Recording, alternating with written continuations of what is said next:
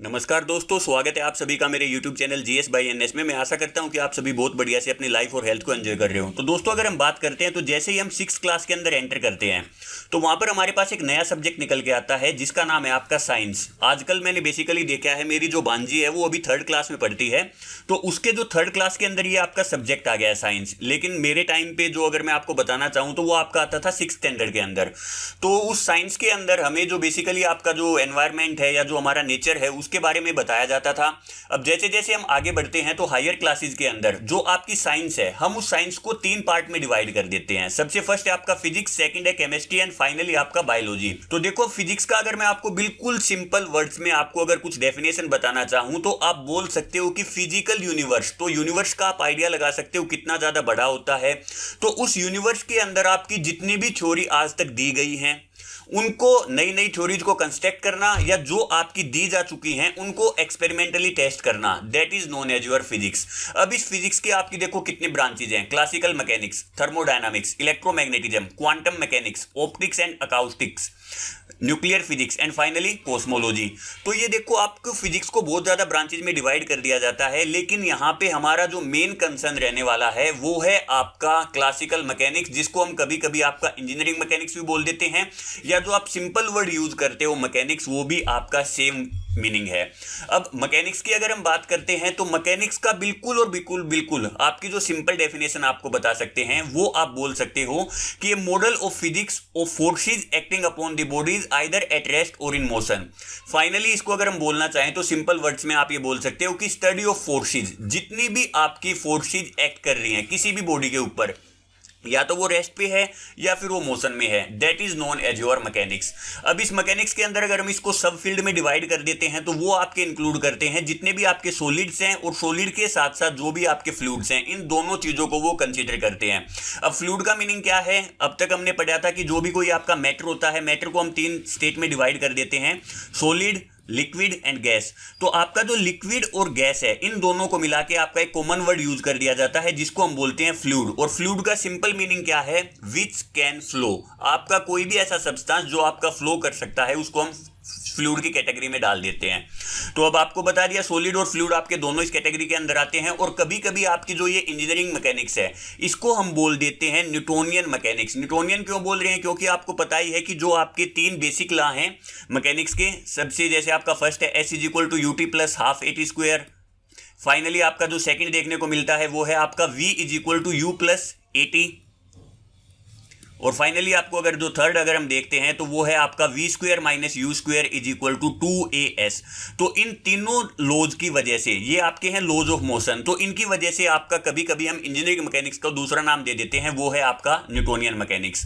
अब फाइनली अगर हम बात करते हैं तो मैकेनिक्स को डिवाइड करने की, तो मैकेनिक्स को आप 2 ब्रांचेज में डिवाइड कर देते हो। फर्स्ट तो है आपका सॉलिड के लिए और सेकंड है आपका फ्लूइड के लिए। तो सॉलिड मैकेनिक्स आपका ये पार्ट हो गया एंड फाइनली आपका हो गया फ्लूइड मैकेनिक्स। तो फ्लूइड मैकेनिक्स अभी हमारे जो आउट ऑफ सिलेबस है, हमारा जो मेन कंसर्न रहने वाला है वो है आपका सॉलिड मैकेनिक्स से। अब सॉलिड मैकेनिक्स में भी आपको चीजें 2 टाइप से देखने को मिलती हैं। एक तो आपकी चीजें हैं रेस्ट के ऊपर, तो आपका जो सब्जेक्ट है सोम, स्ट्रेंथ ऑफ मटेरियल, तो वहां पर चीजें क्या रहेंगी? रेस्ट के ऊपर रहेंगी। तो इसीलिए हम क्या करते हैं, इसके अंदर जो आपका सब्जेक्ट है स्ट्रेंथ ऑफ मटेरियल उसको डिस्कस करते हैं। फॉर एग्जांपल अगर हम बात करते हैं, आपके जितनी भी बीम आपको दिखाई देखने को मिलती हैं, जितनी भी आपकी स्ट्रक्चर हैं, तो ये सभी आपके क्या करते हैं, ये आपके लोड बियरिंग मेंबर होते हैं, ये सिर्फ आपके लोड को बियर करते हैं। तो that is your some, strength of material या स्टैटिक ब्रांच। और अगर हम उसका दूसरी जो टाइप देखते हैं तो वो है आपका डायनामिक्स। डायनामिक्स का मीनिंग क्या है? यहां पर जो आपकी चीजें हैं वो आपकी मोशन में रहेंगी। और मोशन भी आपका 2 टाइप का है, first one is your kinematics and second one is your kinetics. तो यहां पर मैं आपको इन दोनों के बीच में एक थोड़ा सा डिफरेंस बता देना चाहता हूं। जो आपका वर्ड है काइनेमेटिक्स, तो काइनेमेटिक्स का जो सिंपल वर्ड है, आपके पास 4 चीजें हैं यहां पे। First one is your displacement, second one is your velocity, third one is your acceleration and finally आपका टाइम पीरियड। तो ये जो 4 वेरिएबल हैं इनकी स्टडी को हम बोलते हैं काइनेमेटिक्स। मींस आपको ये बताना है कि कोई एक ऑब्जेक्ट थी ए पॉइंट के ऊपर, जब वो आपकी बी पॉइंट के ऊपर चली जाती है तो उस टाइम पे उसने कितनी डिस्टेंस ट्रेवल की, कितनी उसकी वेलोसिटी थी, क्या उसकी एक्सेलरेशन थी और कितना उसको टाइम पीरियड लगा ये डिस्टेंस ट्रेवल करने के लिए। तो इन 4 पैरामीटर को हम स्टडी करते हैं काइनेमेटिक्स के अंदर, ओनली मोशन। लेकिन अगर हम बात करते हैं काइनेटिक्स की, तो इसके अंदर हम क्या हैं, हैं, जो ये 4 वेरिएबल हैं ये तो हैं ही हैं, इनके साथ साथ हम जो आपका मास वर्ड है इसको भी इंक्लूड कर देते हैं। तो पांचवा वेरिएबल आपका यहाँ पे ये आ गया। तो आप काइनेटिक्स के अंदर सिंपल वर्ड्स में ये बोल सकते हो कि अगर कोई बॉडी ए से बी तक गई तो उसका कितना मास था, कितना फोर्स लगा। तो अगर हम उस फोर्सेज को भी ऐड कर लेते हैं, जिन फोर्सेज की वजह से आपकी बॉडी मोशन में है, तो that is known as your kinetics. तो आई होप आपको दोनों के बीच में डिफरेंस पता चल गया होगा। अब देखो यहां पर मतलब ज्यादा कंफ्यूज होने की जरूरत नहीं है। आपने जितने भी वर्ड पढ़े हैं, जैसे आपका फोर्स है, आपकी एनर्जी है, चाहे वो आपकी काइनेटिक एनर्जी हो या फिर आपका पोटेंशियल एनर्जी हो, तो ये सारे के सारे वर्ड हैं आपके ड्राइव देखो इन्हीं 5 पैरामीटर से हुए हैं, S, V, A, T and M. अगर आप फोर्स कैलकुलेट करते हो तो फोर्स क्या होता है, मास इंटू एक्सेलरेशन, मास है ही, एक्सेलरेशन आपने यहां से ऐड कर दी।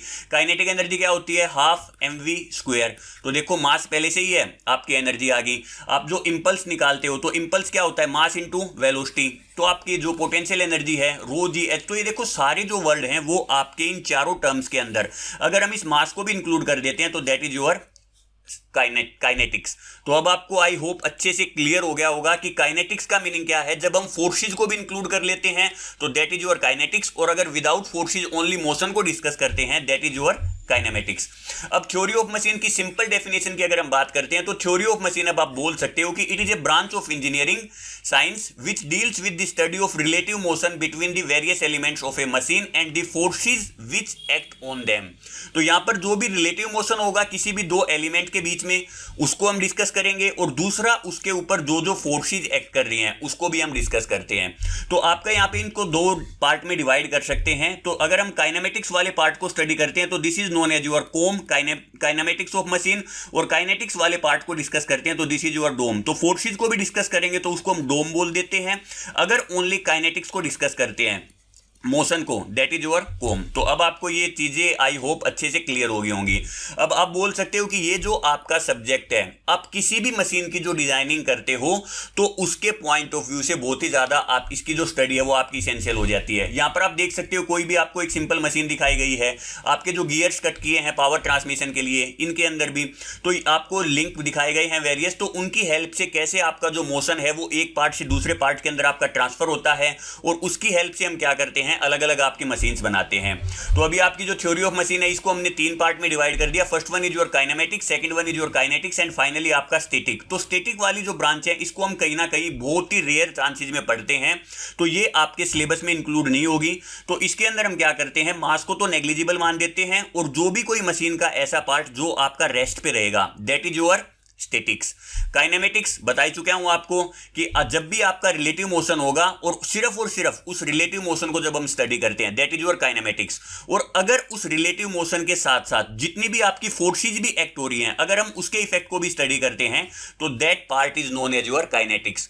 तो ये था हमारा छोटा सा डिस्कशन क्लासिफिकेशन ऑफ मैकेनिक्स। तो आप बता सकते हो चीजें आपको कैसी लगी। अगर चीजें पसंद आती हैं तो आप चीजों को लाइक कर सकते हो और चीजों को शेयर करना ना भूलें, और आप चैनल को भी सब्सक्राइब करना चाहते हो तो कर सकते हो। So finally thanks for watching.